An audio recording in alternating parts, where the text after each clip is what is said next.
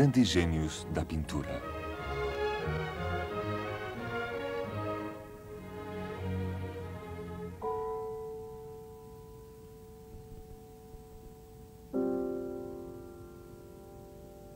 Figuras do invisível. A arte moderna só pode nascer quando os signos se convertem em símbolo. Vassil Kandinsky. Amarelo, vermelho e azul.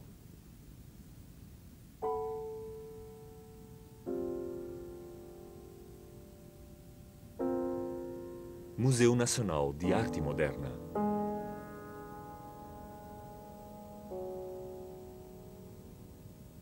Um fundo muito claro é composto por formas nebulosas coloreadas dispostas em faixas sucessivas, cujas cores transformam-se umas dentro das outras. Violeta, verde-amarelo, azul-celeste. À esquerda, uma zona clara onde predomina o amarelo, com numerosas linhas finas, paralelas ou radiantes, por figuras geométricas. Círculos, semicírculos, quadrados, retângulos, trapézios. À direita, uma zona escura e densa onde predominam o vermelho e o azul, e se sobrepõem, de modo mais compacto, quadrados, círculos, losangos, tabuleiros, figuras contorneadas. Está atravessada em diagonal por uma espessa linha sinuosa negra e uma barra, também negra, coroada de triângulos escuros.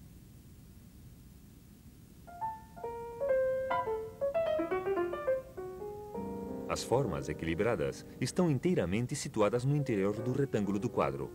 O enfoque não corta nenhuma figura.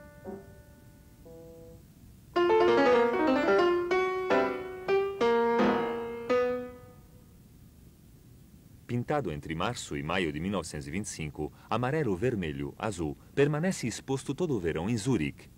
E no ano seguinte em diferentes galerias. Vassil Kandinsky tinha 60 anos. O quadro não foi vendido.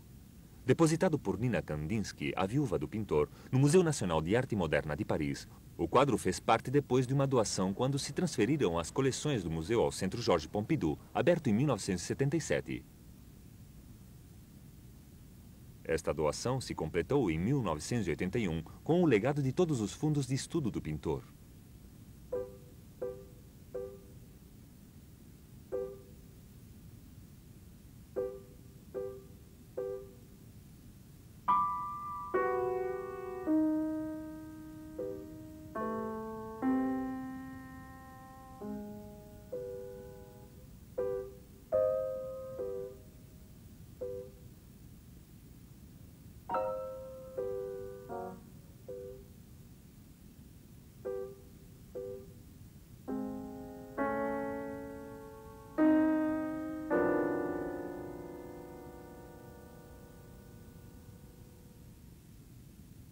O quadro se compõe de um bastidor comum do comércio, sobre o qual está cravado um quadro de linho recoberto por um preparado de um osso branco. Foram utilizados numerosos pigmentos. Algumas superfícies estão cheias e unidas. Outras mostram efeitos de degradação e de diluição análogos aos obtidos com a aquarela. Evidentemente, as linhas retas foram primeiro traçadas com régua e os círculos com um compasso. De longe, estas figuras parecem regulares.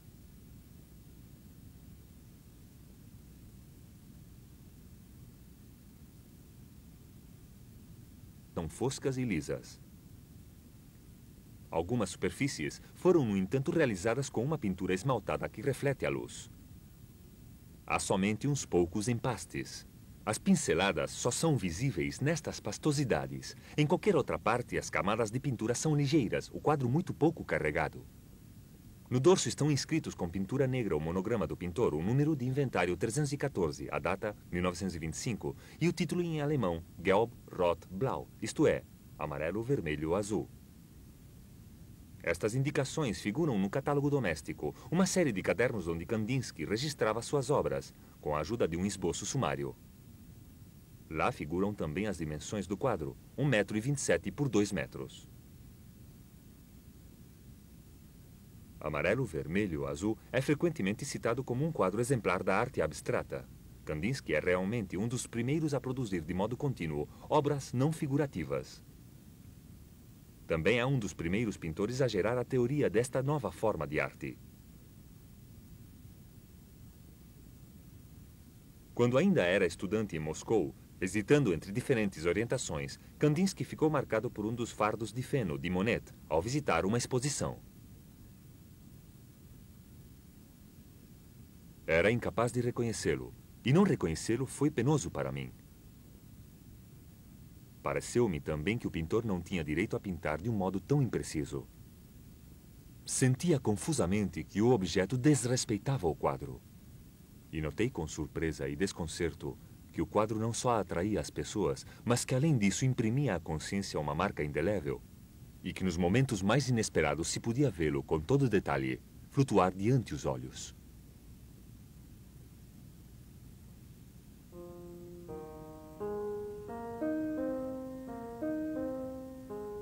Nascido em Moscou e orientado para a advocacia, Kandinsky decidiu dedicar-se à pintura só à idade de 30 anos, em 1896.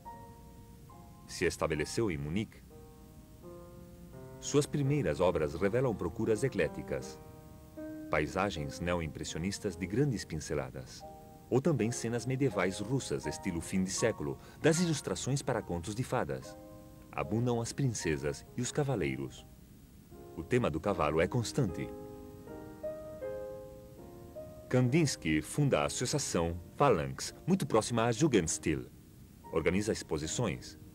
Em 1909, cria a nova Associação de Artistas de Munique e acaba um primeiro livro teórico, O Lado Espiritual na Arte, que publicará 2 anos depois. Em Improvisação 3, as formas estão simplificadas, mas são ainda reconhecíveis. A pincelada varre a superfície em diagonal. Os coloridos são muito vivos, de maneira nenhuma naturalistas. Com Franz Marc, Kandinsky cria em 1911 Der Blaue Reiter, o Cavaleiro Azul, que será uma das correntes mais vivas, embora muito breve, do expressionismo alemão, e que se resumirá em um único número de almanaque e 2 exposições. Kandinsky, nesta época, classifica seus quadros acabados em 3 categorias. As impressões fazem ainda alusão aos personagens e aos objetos. Impressão 5, Parque. Impressão 3, Concerto. As improvisações traduzem os impulsos subjetivos do pintor. Improvisação 19. Improvisação 34, Oriente. Finalmente, as composições correspondem a uma pura procura de abstração. Composição 6. Composição 7. Pouco a pouco nasce um novo espaço pictórico. Os pontos de referência desapareceram. Não há mais chão, nem céu, nem horizonte. E na janela do quadro flutuam formas que não são atribuíveis a objetos concretos.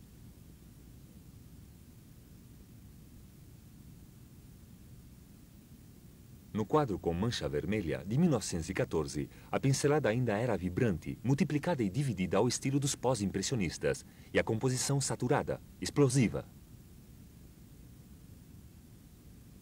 Com No Cinza, de 1919, mesmo turbilhão, mas em valores atenuados e sobre um fundo cinzento. As superfícies de cores são mais compactas, mais unidas. Sucessivamente, as obras chamadas abstratas competem com as figurativas, e ao cabo de uns anos, estas acabarão desaparecendo completamente.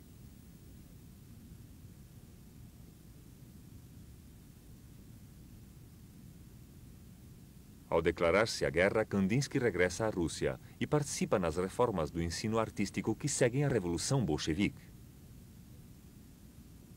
Tem durante um tempo muitas atividades, mas se vê afastado pelos construtivistas, partidários de uma abstração estritamente geométrica e arquitetônica. Deixa a Rússia em 1921 e aceita um posto na Bauhaus.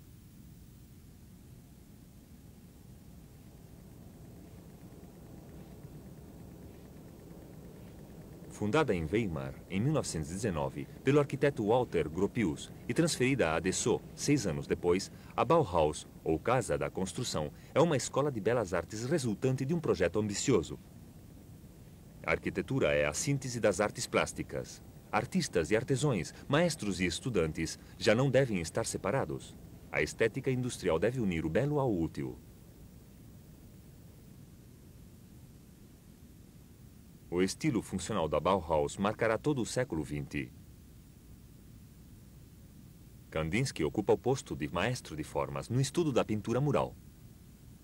Também se encarrega, junto com Paul Klee, de um curso sobre a teoria da forma para os estudantes principiantes. Estas aulas lhe permitem aperfeiçoar seus princípios e lhe deixam tempo livre para pintar.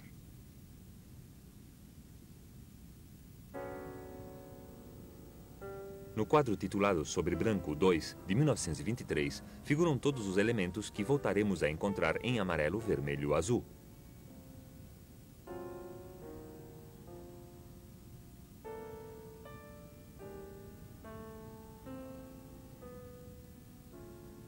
Toda uma tribo de figuras personalizadas se impõe ao olhar do espectador e se reconhece de um quadro ao outro como os marcos de um universo que de repente se tornou familiar.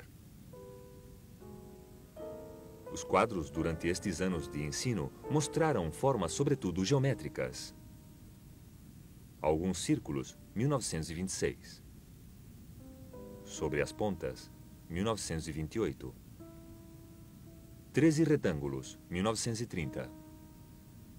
Ligeiro, 1930.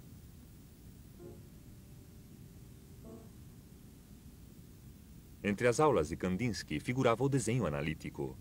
Era uma espécie de interpretação pelo desenho das relações entre os objetos e das estruturas mesmas desses objetos. Assim, a partir de uma série de fotografias da dançarina Grete Palucis, traduz os eixos do corpo em grupos de linhas que sugerem os movimentos e as tensões energéticas. Kandinsky queria converti-lo em uma educação da vista, um modo de captar os elementos constitutivos dos objetos, suas linhas de força, as tensões que exprimem. Estas reflexões as concreta com ponto, linha, plano, ensaio de uma teoria da arte.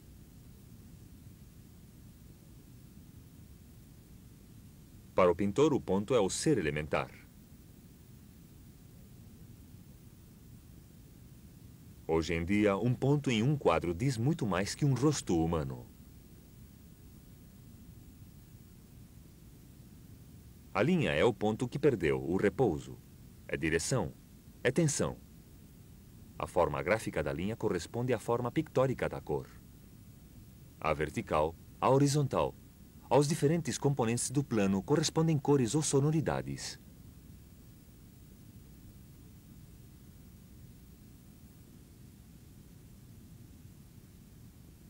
Amarelo, vermelho e azul reúnem numerosas figuras desenhadas que recordam os exemplos dados por Kandinsky em seu livro.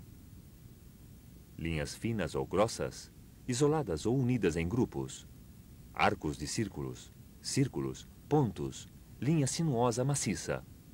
Redes, pentagramas musicais.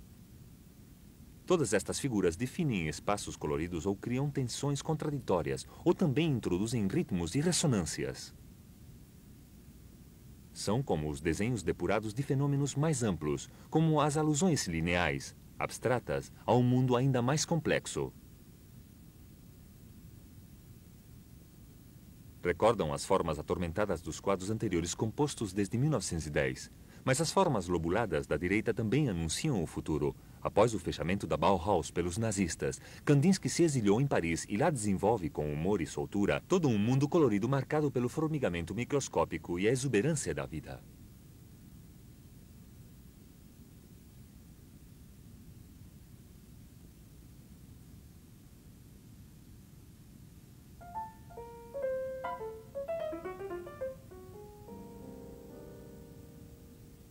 À primeira vista, amarelo, vermelho e azul parece também uma aplicação das teorias sobre a cor ensinadas naquela época por Kandinsky.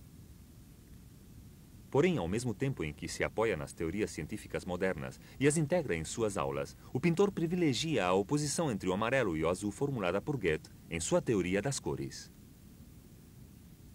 Assim, em amarelo, vermelho e azul, para recordar as qualidades próprias destas duas cores, o pintor concentrou as figuras negras à direita, ao redor do azul, e as figuras claras ou brancas à esquerda, ao redor do amarelo. Os cinzentos coloreados estão melhor reunidos no centro, ao redor do vermelho. O amarelo cercado no interior da superfície retangular, à esquerda, se opõe, portanto, ao círculo azul da direita. O vermelho está situado entre eles. Assim, as três cores primárias que dão nome ao quadro estão colocadas na ordem de leitura, de esquerda à direita, e se sobrepõem inclusive em suas margens, dando origem às cores secundárias. Há assim transições púrpuras e violetas entre o vermelho e o azul, e laranjas entre o amarelo e o vermelho. E, em particular, esse pequeno retângulo laranja que sozinho resume esta passagem.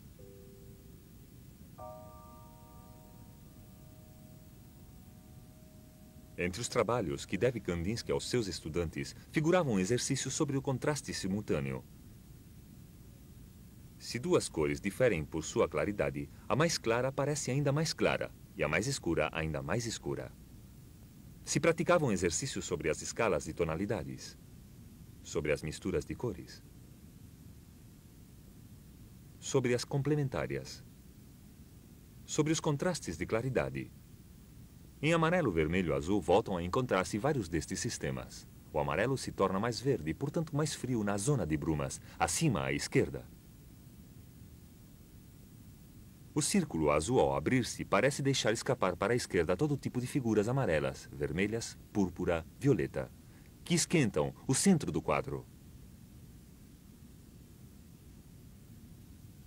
A oposição básica repercute por todos os lados. Nuvens amarelas ao redor do azul, nuvens azuis ao redor do amarelo.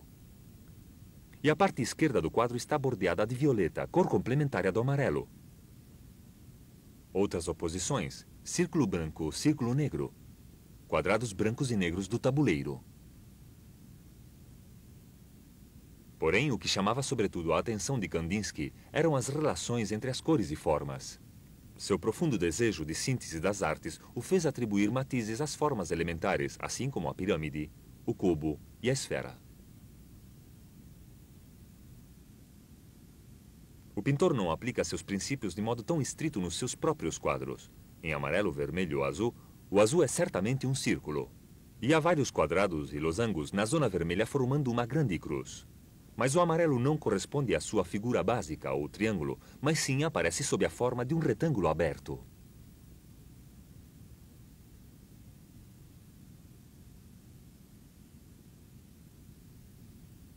Kandinsky também se interessou pelos laços entre cores e sons, tema que naquela época apaixonava vários compositores. Alexandre Scriabin, em 1908, tinha tentado criar um teclado luminoso, no qual algumas cores concretas correspondessem a tonalidades definidas. A ideia de uma correspondência cor-som também atraiu Arnold Schoenberg, durante um tempo muito ligado a Kandinsky.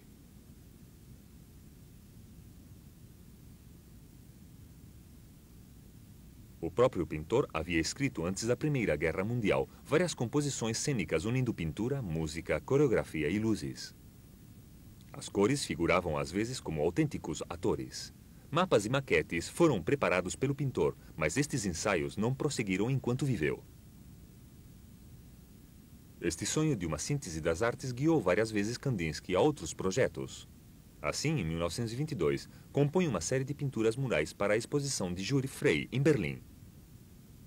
As paredes de um grande quarto octogonal foram cobertas de quadros negros sobre os quais destacavam-se motivos claros e contrastados. O visitante se submergia em um espaço puramente pictórico, ilusório.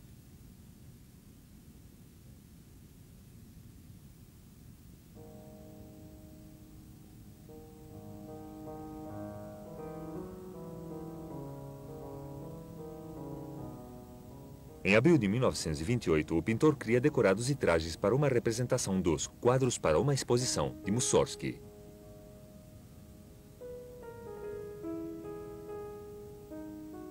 Para ele é ao mesmo tempo um olhar nostálgico ao passado russo e uma transposição teatral das formas e das cores de sua pintura.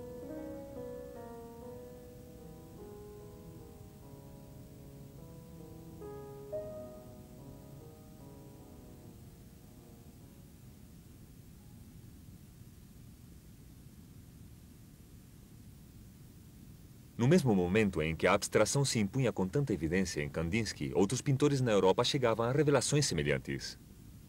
Piet Mondrian, seu contemporâneo holandês, é influenciado pelo cubismo durante sua estada em Paris. A partir de então, privilegia o grafismo, elimina a cor. Finalmente, suprime qualquer referência a objetos e a tridimensionalidade para encaminhar-se a sistemas gráficos cada vez mais sóbrios, mas obedecendo a regras complexas. Linhas horizontais ou verticais delimitam planos coloreados e participam em uma rítmica. Como Kandinsky, Mondrian é um teórico que defende suas posturas com escritos.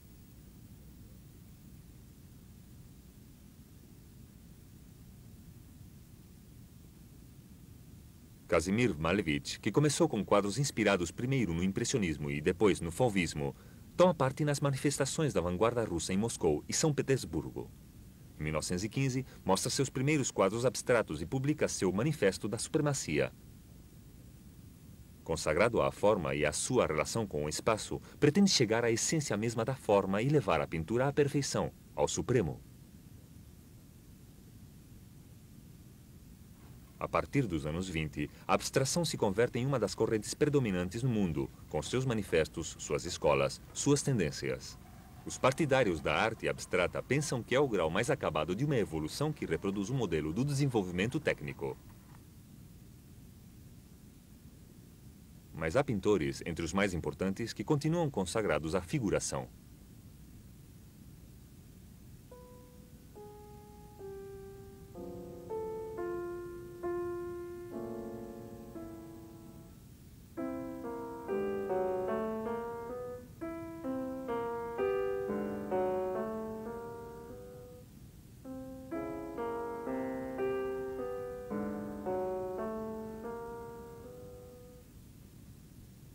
Apesar de seu êxito e de sua expansão mundial ao longo do século XX, a arte abstrata suscitou muitas reticências. O princípio de composição adotado em um quadro como amarelo, vermelho, azul, cria certa arbitrariedade. Ao ser o código inventado pelo pintor mesmo, o quadro não se presta imediatamente à leitura.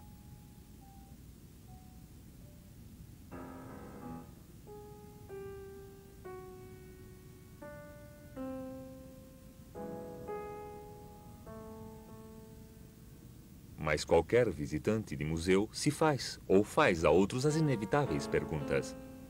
Que representa? Que significa? Alguns propõem ver unicamente a aplicação estrita das aulas teóricas da Bauhaus, sucessão das cores primárias, as oposições entre complementárias, contrastes de claridade, polaridade amarelo-azul. Associação formas-cores. O quadro se leria assim como uma espécie de equação aplicada entre a pedagogia e a sábia demonstração. Outros preferem incluir o quadro na história das formas. Kandinsky, com seus planos transparentes, seus tabuleiros em recessão e o equilíbrio de sua composição, teria querido criar uma espécie de sinfonia construtivista. O grande retângulo amarelo ou a cruz vermelha também evocariam Malevich. Para outros autores, ao contrário, as formas e as cores estariam em oposição com o negro e branco realçados por Malevich ou por Mondrian. Inclusive se poderia ler o quadro como uma reação paródica ao universo ascético de Bauhaus, com o qual o pintor distava muito de concordar. No entanto, insistir demais sobre os antagonismos é esquecer que Kandinsky, com seu quadro, os reconcilia em um espírito de síntese. Além disso, estes antagonismos nunca são estritos. Os mesmos motivos se repetem com variantes. As oposições não são sistemáticas.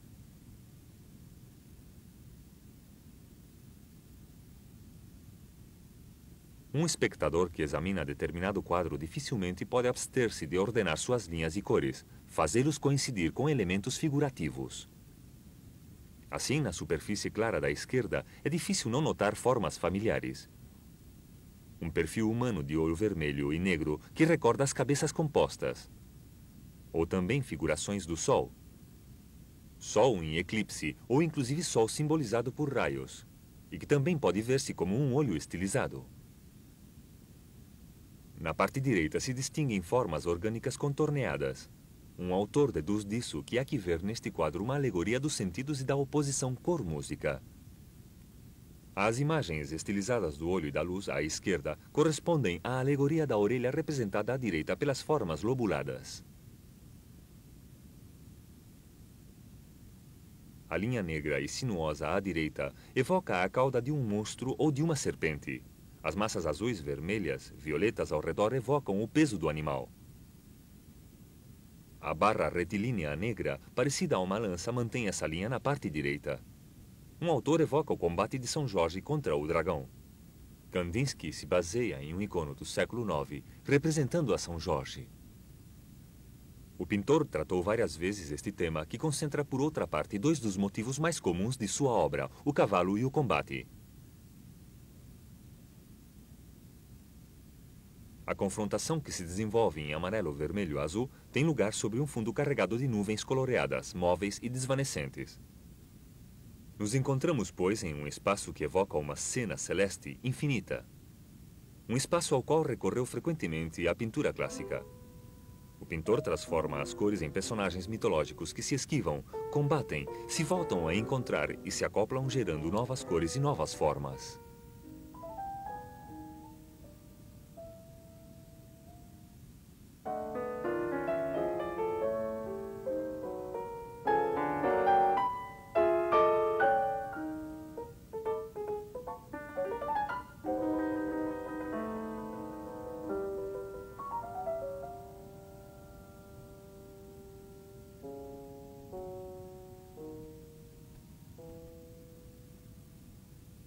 Se partimos dos princípios teóricos do pintor, o quadro também é a tradução de uma filosofia pessoal.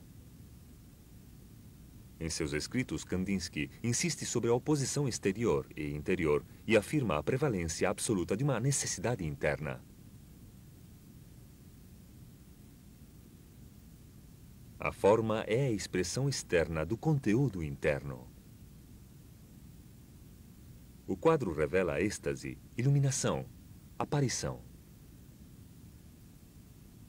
O quadro é como uma superfície virgem, onde são inscritas formas gráficas profundas, uma tradução do pensamento, do invisível. A criação da obra é uma criação do mundo. O pintor foi muito influenciado pela teosofia de Rudolf Steiner, esse ressurgimento de espiritualismo que reagiu contra a sociedade técnica de finais do século XIX. Dentro de sua linha, Kandinsky crê no advento de um tempo em que reinará a grande espiritualidade. E o pintor vincula estas reflexões à sua teoria da arte. Vários quadros seus são sem dúvida tentativas de traduzir certos estados místicos. As formas redondas rodeadas de auréolas, as nuvens luminosas e coloreadas, talvez estejam inspiradas em escritos teosóficos. Se trataria de mostrar a suposta aura da alma humana, de reproduzir as correntes espirituais com as vibrações das linhas, das cores e das formas. Porém, se amarelo, vermelho e azul recorda discretamente os temas nebulosos dos anos simbolistas, também marca um esforço por ir em direção ao rigor decorativo da Bauhaus. O quadro seria, assim, a marca da ambivalência dos sentimentos de Kandinsky naquela época. O pintor também foi, sem dúvida, influenciado pela religião cristã ortodoxa.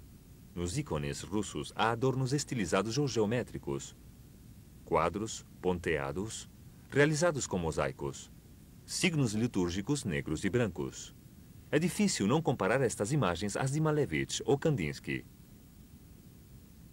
Porém, o parentesco não é só clássico. Talvez tenha que ver o nascimento da abstração a princípios do século XX, o regresso de uma corrente iconoclasta.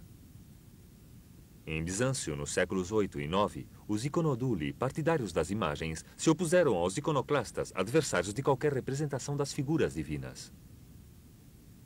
Esta rejeição da representação dos corpos, às vezes inclusive dos objetos, ressurge ao longo dos séculos nas correntes místicas ou proféticas. Se Deus fez o homem à sua imagem, o homem não deve arriscar-se a representar a figura divina nem nenhuma outra que derive dela.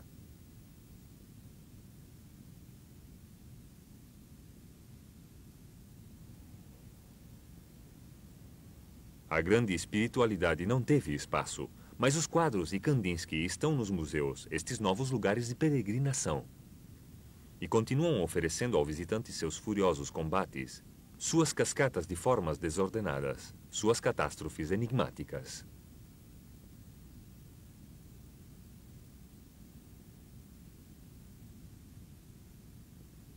Estava entrando em casa com minha caixa de pinturas depois de um estudo, ainda perdido em meu sono e absorto pelo trabalho que acabava de terminar, quando de repente vi um quadro de uma beleza indescritível, impregnado de um grande ardor interior. Primeiro fiquei impressionado. Depois me dirigi rapidamente na direção daquele quadro misterioso no qual só via formas e cores, e cujo tema era incompreensível. Encontrei imediatamente a clave do enigma. Era um de meus quadros apoiado de lado na parede. No dia seguinte, tentei encontrar uma vez mais, à luz do dia, a sensação tida na véspera diante do quadro. Mas só o consegui parcialmente. Inclusive de lado reconhecia constantemente os objetos e faltava a fina luz do crepúsculo. Agora sabia a que ater-me. O objeto prejudicava o meu quadro.